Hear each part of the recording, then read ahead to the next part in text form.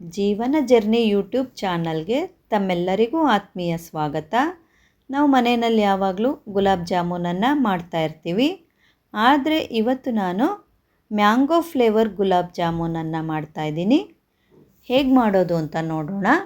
ಅದಕ್ಕೋಸ್ಕರ ನಾನು ಒಂದು ಮಾವಿನ ಹಣ್ಣನ್ನು ನೀರಲ್ಲಿ ಚೆನ್ನಾಗಿ ತೊಳ್ಕೊಂಡು ತಗೊಂಡಿದ್ದೀನಿ. ಮಾವಿನ ಹಣ್ಣನ್ನು ಹೆಚ್ಕೊಂಡು ತಿರುಳನ್ನು ತೆಕ್ಕೋತಾ ಇದ್ದೀನಿ.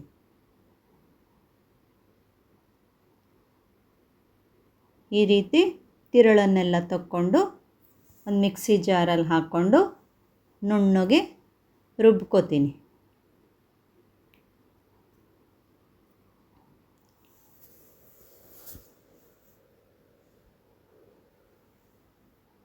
ಈಗ ನುಣ್ಣಗೆ ರುಬ್ಕೊಂಡು ಬಂದಿದ್ದೀನಿ. ಈ ಹದಕ್ಕೆ ರುಬ್ಕೊಂಡ್ರೆ ಸಾಕು. ಚೆನ್ನಾಗಿ ನುಣ್ಣಗಾಗಿದೆ. ಈಗ ಇದನ್ನೊಂದು ಸೈಡಲ್ಲಿ ಇಟ್ಬಿಟ್ಟು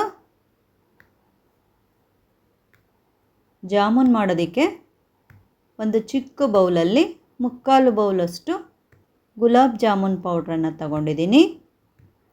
ಇವಾಗ ಅದಕ್ಕೆ ನಾನು ಮೊದಲಿಗೆ ರುಬ್ಕೊಂಡಿದ್ನಲ್ಲ ಆ ಮಾವಿನ ಹಣ್ಣನ್ನು ಸೇರಿಸ್ಕೊತಾ ಇದ್ದೀನಿ. ರುಬ್ಕೊಂಡಿರೋ ಮಾವಿನ ಹಣ್ಣನ್ನು ಸೇರಿಸ್ಕೊಂಡು ಕಲಿಸ್ಕೋಬೇಕು. ಹಿಟ್ಟನ್ನು ಕಲಿಸ್ಕೊಳ್ಳುವಾಗ ನೀರು ಸೇರಿಸ್ಕೊಳ್ಳೋ ಅವಶ್ಯಕತೆ ಏನೂ ಇಲ್ಲ. ಯಾಕಂದರೆ ಮಾವಿನ ಹಣ್ಣಿನಲ್ಲೇ ನೀರಿನ ಅಂಶ ಇರುತ್ತೆ. ಹಾಗಾಗಿ ನೀರು ಹಾಕ್ಕೊಳ್ದಲೇ ಕಲಿಸ್ಕೋಬೇಕು. ಮಾವಿನ ಹಣ್ಣನ್ನು ಸ್ವಲ್ಪ ಸ್ವಲ್ಪನೇ ಹಾಕ್ಕೊಳ್ತಾ ನೋಡಿಕೊಂಡು ಹಿಟ್ಟನ್ನು ಕಲಿಸ್ಕೋಬೇಕು. ಈಗ ಹಿಟ್ಟನ್ನು ಕಲಿಸ್ಕೊಂಡಾಗಿದೆ. ಈ ಹದಕ್ಕಿದ್ರೆ ಸಾಕಾಗುತ್ತೆ ಹಿಟ್ಟು. ಈಗ ನಾನು ಇದಕ್ಕೊಂದು ಲಿಡ್ ಮುಚ್ಚಿಬಿಟ್ಟು ಸೈಡಲ್ಲಿಡ್ತೀನಿ. ಈಗ ಜಾಮೂನಿಗೆ ಬೇಕಾಗಿರೋ ಪಾಕ ಮಾಡ್ಕೊಳ್ಳೋದಕ್ಕೆ ಚಿಕ್ಕ ಬೌಲಲ್ಲಿ 1.5 ಬೌಲಷ್ಟು ನೀರನ್ನು ಹಾಕ್ಕೊಂಡಿದ್ದೀನಿ. 1 ಬೌಲು ಸಕ್ಕರೆಯನ್ನು ಹಾಕ್ಕೊಂಡಿದ್ದೀನಿ. ಈ ಜಾಮೂನಿಗೆ ಸಕ್ಕರೆನ ಜಾಸ್ತಿ ಸೇರಿಸ್ಕೊಳ್ಳೋ ಅವಶ್ಯಕತೆ ಇಲ್ಲ. ಯಾಕಂದರೆ ಮಾವಿನ ಹಣ್ಣಲ್ಲೇ ಸ್ವೀಟ್ ಇರುತ್ತೆ. ಹಾಗಾಗಿ 1 ಬೌಲ್ ಸಕ್ಕರೆ ಸಾಕಾಗುತ್ತೆ. ಸಕ್ಕರೆನ ಕರಗೋ ತನಕ ಕುದಿಸ್ಕೋಬೇಕು. ಜಾಮೂನಿಗೇನು ಗಟ್ಟಿ ಪಾಕ ಮಾಡ್ಕೊಳ್ಳೋ ಅವಶ್ಯಕತೆ ಇಲ್ಲ. ಎಳೆ ಪಾಕ ಬಂದರೆ ಸಾಕು. ಹಾಗಾಗಿ ಸಕ್ಕರೆ ಕರಗಿದ ಮೇಲೆ 1-2 ನಿಮಿಷ ಕುದಿಸ್ಕೊಂಡ್ರೆ ಸಾಕಾಗುತ್ತೆ. ಈಗ ನಾನು ಸಕ್ಕರೆ ಪಾಕಕ್ಕೆ ಹಾಕ್ಕೊಳ್ಳೋದಕ್ಕೆ ಮೊದಲಿಗೆ 4 ದಳ ಕೇಸರಿಯನ್ನು ನೀರಲ್ಲಿ ನೆನೆಸಿಟ್ಕೊಂಡಿದ್ದೆ. ಅದನ್ನು ಸೇರಿಸ್ಕೊತಾ ಇದ್ದೀನಿ. ಹಾಗೆಯೇ 2 ಲವಂಗಗಳನ್ನು ಕೂಡ ಸೇರಿಸ್ಕೊತಾ ಇದ್ದೀನಿ. 1/2 ಸ್ಪೂನು ಏಲಕ್ಕಿ ಪುಡಿಯನ್ನು ಕೂಡ ಸೇರಿಸ್ಕೊತಾ ಇದ್ದೀನಿ. ಈಗ ಎಲ್ಲವನ್ನು ಒಂದು ಸಲ ಚೆನ್ನಾಗಿ ಮಿಕ್ಸ್ ಮಾಡಿಕೊಂಡು ಸ್ಟವ್ ಆಫ್ ಮಾಡಿಕೊಂಡ್ರೆ ಜಾಮೂನಿಗೆ ಬೇಕಾದಂಥ ಪಾಕ ರೆಡಿ ಆಯಿತು.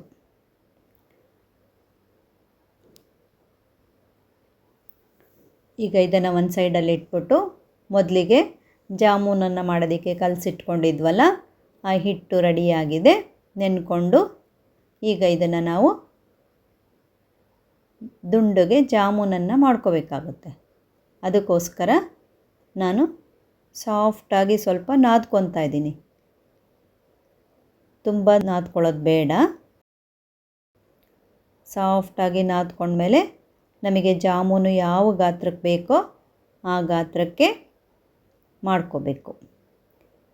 ಈ ರೀತಿ ಸ್ವಲ್ಪ ಸ್ವಲ್ಪನೇ ತಗೊಂಡು ರೌಂಡ್ ಶೇಪಲ್ಲಿ ಮಾಡ್ಕೋಬೇಕು. ಕ್ರ್ಯಾಕ್ ಬರದೇ ಇರೋ ರೀತಿ ರೌಂಡ್ ಶೇಪಲ್ಲಿ ಮಾಡಿಟ್ಕೋಬೇಕು. ಇದೇ ರೀತಿ ನಾನು ಎಲ್ಲ ಉಂಡೆಗಳನ್ನು ಮಾಡ್ಕೊಂಡಿದ್ದೀನಿ. ಇಷ್ಟು ಉಂಡೆಗಳಾಗಿದೆ.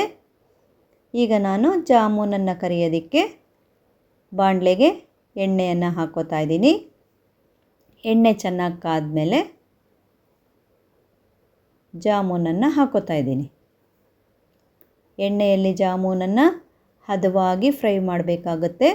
ಅದಕ್ಕೋಸ್ಕರ ಬಿಡದೇ ಇರೋ ರೀತಿ ತಿರುಗಿಸ್ತಾನೇ ಇರಬೇಕು. ಎಲ್ಲ ಕಡೆಯಲ್ಲೂ ಕೂಡ ಚೆನ್ನಾಗಿ ಜಾಮೂನುಗಳು ಬೇಯ್ತವೆ. ಈ ರೀತಿ ಗೋಲ್ಡನ್ ಬ್ರೌನ್ ಕಲರ್ ಬರೋವರೆಗೆ ಫ್ರೈ ಮಾಡ್ಕೋಬೇಕು. ಮ್ಯಾಂಗೋ ಜಾಮೂನ್ ಆಗಿರೋದ್ರಿಂದ ಕಲ್ಲರು ಎಷ್ಟು ಚೆನ್ನಾಗಿ ಕಾಣ್ತಾ ಇದೆ. ಈಗ ಬಿಸಿಯಾಗಿರ್ತಕ್ಕಂಥ ಪಾಕಕ್ಕೇ ಜಾಮೂನನ್ನು ತೆಗೆದು ಹಾಕೋತಾ ಇದ್ದೀನಿ.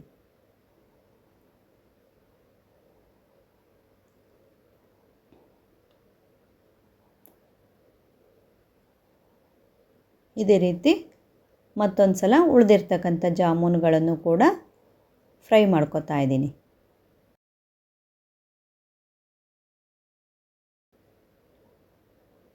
ಫ್ಲೇಮನ್ನು ಕಡಿಮೆ ಇಟ್ಕೋಬೇಕು. ಜಾಸ್ತಿ ಇಟ್ಕೊಂಡ್ರೆ ಒಂದೇ ಸಲಕ್ಕೆ ಸೀದೋಗ್ಬಿಡ್ತವೆ. ಹಾಗಾಗಿ ಕಡಿಮೆ ಫ್ಲೇಮಲ್ಲೇ ಫ್ರೈ ಮಾಡ್ಕೋಬೇಕು. ಈಗ ನಾನು ಒಂದು ಲಿಡ್ ಮುಚ್ಚಿಬಿಟ್ಟು 1 ಗಂಟೆ ಹಾಗೆ ಇಟ್ಬಿಡ್ತೀನಿ. ಈಗ 1 ಗಂಟೆ ಆಗಿದೆ. ಲಿಡ್ ತೆಗೆದು ತೋರಿಸ್ತಾ ಇದ್ದೀನಿ. ಜಾಮೂನುಗಳು ಪಾಕವನ್ನು ಹೀರ್ಕೊಂಡು ರೆಡಿಯಾಗಿದೆ. Mango flavour gulab jamun ready ಆಯಿತು.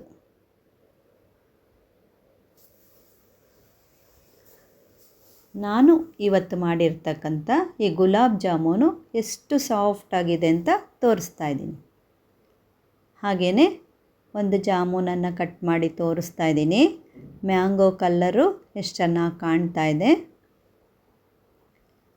ನಾನು ಇವತ್ತು ಮಾಡಿರ್ತಕ್ಕಂಥ ಮ್ಯಾಂಗೋ ಫ್ಲೇವರ್ ಗುಲಾಬ್ ಜಾಮೂನ್ ನಿಮಗೆ ಇಷ್ಟ ಆದರೆ ಲೈಕ್ ಮಾಡಿ, ಶೇರ್ ಮಾಡಿ, ಸಬ್ಸ್ಕ್ರೈಬ್ ಮಾಡಿ. Thank you.